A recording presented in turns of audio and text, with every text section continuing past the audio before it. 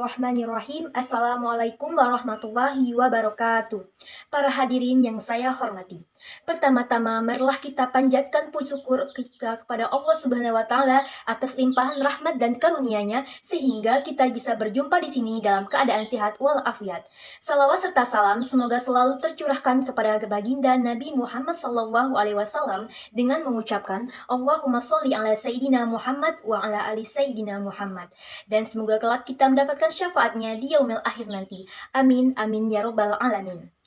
Baiklah, perkenalkan nama saya Alia Fahriza dari Prodi Administrasi Publik. Nah, di sini saya akan menyampaikan materi tentang pentingnya kesehatan mental bagi para remaja. Para hadirin yang saya hormati, isu kesehatan mental menjadi trending topik atau hal yang sering dibicarakan belakangan ini. Mungkin sebagian orang ini masih tabu dengan topik kesehatan mental karena seringnya masyarakat lebih mementingkan kesehatan fisik dibandingkan kesehatan mental. Maka dari itu, warga-warga biasanya hanya berolahraga dengan lari, senam, gym, atau melakukan olahraga di rumah dengan metode workout yang sedang digandrungi saat ini.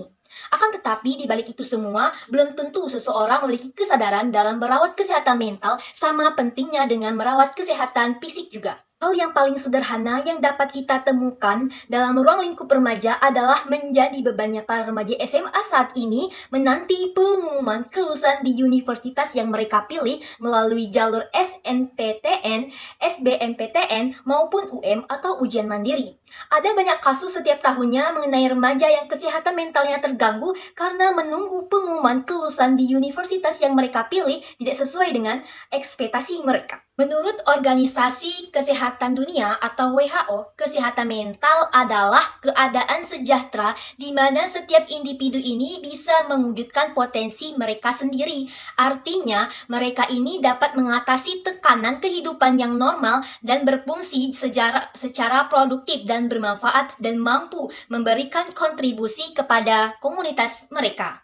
Kesehatan mental yang sehat dan positif menjadi hal yang paling penting untuk dimiliki. Karena itu menyebabkan seseorang untuk bekerja secara produktif. Ini termasuk memberikan kontribusi yang berarti bagi lingkungan sekitar remaja atau anak. Dan kesehatan mental juga dapat berkontribusi aktif dalam mewujudkan potensi kita sepenuhnya dan memiliki kemampuan untuk mengatasi tekanan hidup. Nah, pentingnya kesehatan mental yang dikatakan oleh WHO melalui definisi kesehatan yang menyatakan kesehatan ini adalah keadaan fisik, mental, dan sosial yang lengkap dan bukan hanya ketiadaan penyakit atau kelemahan.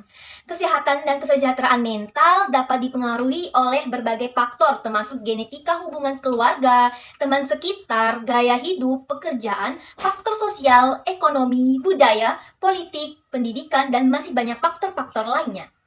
Walaupun keterkaitan faktor-faktor ini dalam sisi positif dan negatif tentunya bisa menjadi rumit dan dipastikan bahwa kombinasi dari faktor-faktor yang dialami selama masa kanak-kanak dan remaja meningkat risiko munculnya masalah kesehatan mental. Selain faktor yang telah dijelaskan tadi, menurut Kementerian Kesehatan Republik Indonesia atau Kemenkes mengatakan bahwa secara psikologis bahwa seorang remaja ini dapat mengalami gangguan mental melalui beberapa peristiwa. Yang pertama, peristiwa traumatik atau kekerasan dan pelecehan seksual. Yang kedua, kehilangan orang tua atau disia-siakan pada masa kecil. Yang ketiga, kurang mampu bergaul dengan orang lain. Yang keempat, perasaan rendah diri, tidak mampu marah dan kesepian yang biasa disebut dengan insecure. Sebenarnya ini dirasakan